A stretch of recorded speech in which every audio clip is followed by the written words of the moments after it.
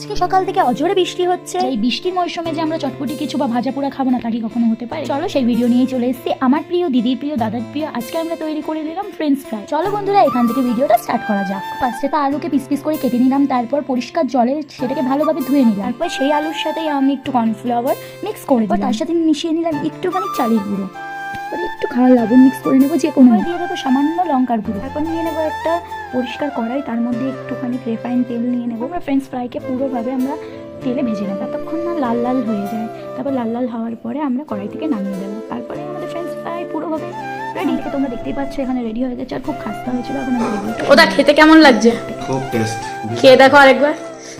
কেমন কচ কচ কচ কচ করছে, টেস্ট না? Heavy taste. তোমরাও চাইলে বানাতে পারো, আমিও খেয়ে দেখি। Heavy taste, heavy. মা কালী।